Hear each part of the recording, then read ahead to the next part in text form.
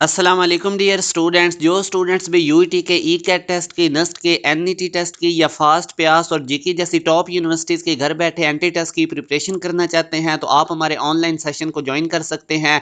हमारे बड़े comprehensive batches होते हैं जिसके अंदर आप लोगों को तमाम सब्जेक्ट्स की टॉप 10 यूनिवर्सिटीज़ के एंटी टेस्ट की बहुत ज़्यादा रेलिवेंट प्रिपरेशन करवाई जाती है। तो आप इस दिए गए कॉन्टैक्ट नंबर पर रब्ता करके हमारे बैच की तमाम डिटेल्स ले सकते हैं। हमारे व्हाट्सएप चैनल को ज़रूर फॉलो करें। इसी वीडियो के डिस्क्रिप्शन के अंदर आपको इसका लिंक मिल जाएगा। इसके थ्रू आप लोगों को टॉप यूनिवर्सिटीज़ की एंट्री टेस्ट की अपडेट्स मिलती रहेंगी और जो टॉप ट्रेंडिंग फील्ड्स हैं उनके बारे में आप लोगों को बताया जाएगा कि कौन सी फील्ड बेहतर है, टॉप यूनिवर्सिटीज़ में स्कॉलरशिप कैसे गेन करने हैं। तो इस तरह की तमाम अपडेट्स आपको हमारे व्हाट्सएप चैनल के थ्रू मिलेंगी। इसका लिंक आपको इसी वीडियो के डिस्क्रिप्शन के अंदर मिल जाएगा। आज आप लोगों के साथ एक बहुत इंपॉर्टेंट टॉपिक मैंने डिस्कस करना है जो कि एंगल ऑफ रिपोज के बारे में है। मैं आप लोगों के साथ मैंने एक पूरी फिजिक्स की प्ले लिस्ट बनाई हुई है जिसमें मैं आप लोगों को ना सिर्फ चैप्टर्स बताऊंगा, उनके बारे में लेक्चर्स दूंगा, बल्कि जो कुछ ऐसे टॉपिक्स होते हैं जो आप लोगों के सिलेबस में नहीं मगर वो यूनिवर्सिटीज़ के एंटी टेस्ट में पूछे जाते हैं। तो इसलिए ये वीडियोस बहुत ज़्यादा इंपॉर्टेंट होती हैं। हमारे यूट्यूब चैनल के साथ आप कनेक्टेड रहें ताकि इस तरह की तमाम वीडियोस आपको टाइमली मिलती रहें।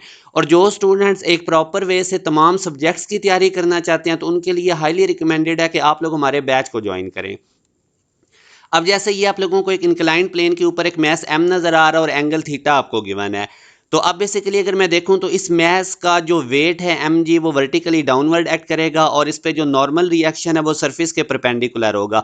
अब अगर इस वेट के दो कंपोनेंट्स बनाए तो ये इसका एम जी साइन थीटा वाला कंपोनेंट होगा और नॉर्मल के बिल्कुल अपोजिट हमारे पास एम जी कॉस थीटा वाला कंपोनेंट्स होगा। तो ये कंपोनेंट्स की डिटेल्स में मैं आपको ब्लॉक ऑन ब्लॉक के ऊपर जो फ्रिक्शनल फोर्स लगती है वहां पे इसकी डिटेल्स बताऊंगा। अभी आप सिंपल ये समझ लें कि हमारे पास इंक्लाइंड प्लेन के अलोंग जो कंपोनेंट्स वेट का होता है वो एम जी साइन थीटा और नॉर्मल के बिल्कुल अपोजिट जो होता है वो एम जी कॉस थीटा होता है। तो अब मैंने वेट के दो कंपोनेंट्स बना लिए इसलिए मैं वेट को यहाँ से रिमूव कर देता हूँ।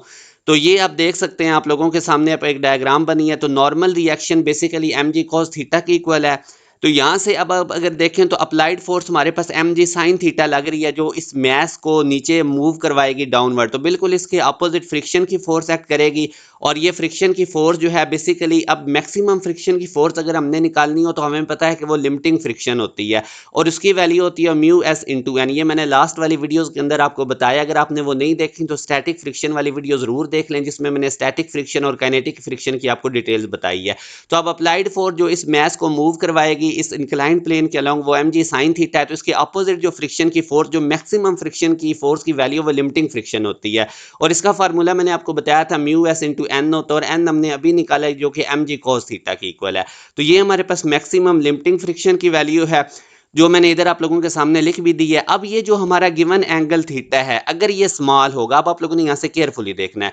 तो अगर थीटा स्मॉल होगा तो साइन थीटा भी स्मॉल होगा और कोस थीटा लार्ज होगा। आप देख सकते हैं थीटा स्मॉल, लेट्स सपोज मैं 0 डिग्री लेता हूँ तो साइन 0 में 0 हो जाता है मगर कोस 0 में मैक्सिमम वैल्यू देता है 1। तो जितना एंगल स्मॉल होगा उतना साइन थीटा स्मॉल होगा मगर कोस थीटा लार्ज होगा। तो स्मॉल एंगल के ऊपर आप देख सकते हैं कि हमारे पास मैक्सिमम वैल्यू होगी फ्रिक्शन की क्योंकि इसमें कॉस थीटा आता है और जो हमारे पास अप्लाइड फोर्स है उसकी वैल्यू कम होगी।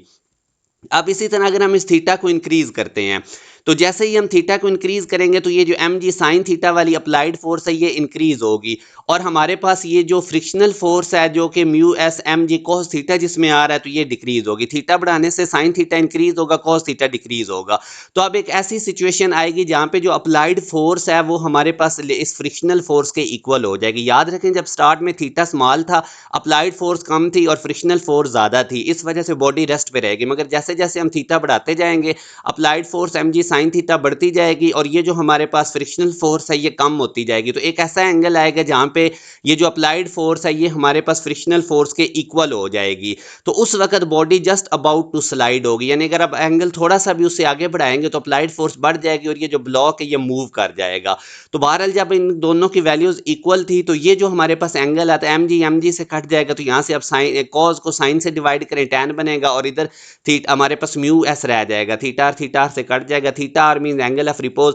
तो ये अब हमारे पास जो एंगल आया है angle of repose basically maximum angle होता है जहाँ पे जो ब्लॉक है वो रेस्ट पे रहता है। यानी अब ये अगर एंगल अब थोड़ा सा भी इससे ज्यादा बढ़ाएंगे तो आपके पास ये जो ब्लॉक है ये मूव करने लग जाएगा। तो angle at which block is just about to slide इसको हम कहते हैं एंगल ऑफ रिपोज। तो ये आप लोगों ने अब इसकी डेफिनेशन को अच्छे तरीके से अपने माइंड में रखना है। अब मैं आपको एक टेबल बना के बता देता हूँ। अगर तो आपका एंगल थीटा जो है वो एंगल ऑफ रिपोज से लेस होगा तो फिर स्लाइडिंग नहीं होगी, जो बॉडी है वो रेस्ट पे रहेगी और उसके पास स्टैटिक फ्रिक्शन होगी। और स्टैटिक फ्रिक्शन हमें पता है कि इसकी वैल्यू वेरिएबल होती है, एडजस्टेबल होती है और ये अप्लाइड फोर्स की इक्वल होती है।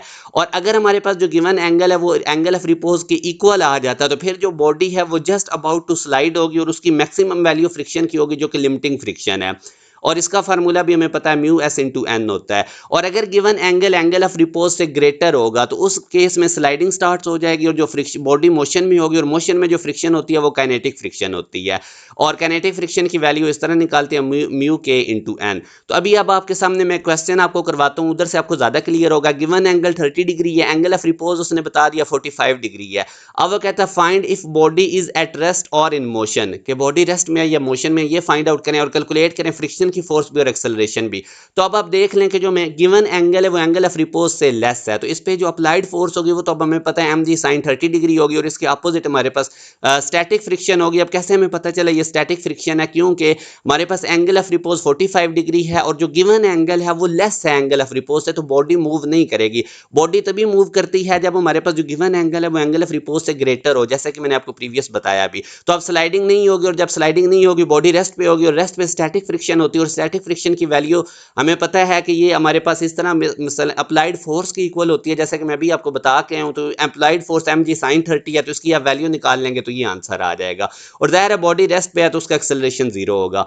अब एक और क्वेश्चन हम करते हैं, उससे आपको और ज्यादा क्लियर होगा। अब देखें, आपको जो गिवन एंगल है वो 45 डिग्री और एंगल ऑफ रिपोज 37 डिग्री है। तो इस केस में given angle angle of repose से ग्रेटर है, तो जब given angle angle of repose से ग्रेटर होगा तो उस वक्त हमारे पास जो बॉडी है वो स्लाइड करेगी, मोशन में होगी। और मोशन में हमें पता है कि हमारे पास जो फ्रिक्शन होती है वो काइनेटिक फ्रिक्शन होती है। तो अप्लाइड फोर्स अगेन उसी तरह, ये मैस का वर्टिकल, ये जो वेट था mg, और इस स्लाइड के अलोंग, इस इंक्लाइंड प्लेन के अलोंग जो इसका कंपोनेंट आएगा वो mg sin 45 डिग्री होगा, और यही इसको मूव करवाएगा, यही अप्लाइड फोर्स है।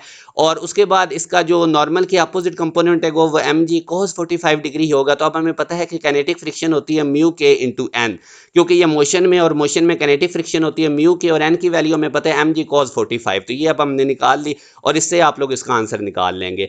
तो ये इंतहाई इंपॉर्टेंट टाइप का कॉन्सेप्ट था एंगल ऑफ रिपोज वाला, जो कि मैंने आपको बताना था। और जो स्टूडेंट्स भी एक प्रॉपर वे से प्रिपरेशन करना चाहते हैं तो आपके लिए हाईली रिकमेंडेड है कि आप हमारे बैच को ज्वाइन करें। उसमें तमाम सब्जेक्ट्स की आपको तैयारी करवाई जाएगी, खुसूसन यूईटी के, ई कैट टेस्ट की, नस्ट के, एनईटी टेस्ट की। आप लोग इस दिए गए कॉन्टैक्ट नंबर पर रब्ता करके हमारे बैच की तमाम डिटेल्स ले सकते हैं। अपना ख्याल रखिएगा। अल्लाह हाफिज़।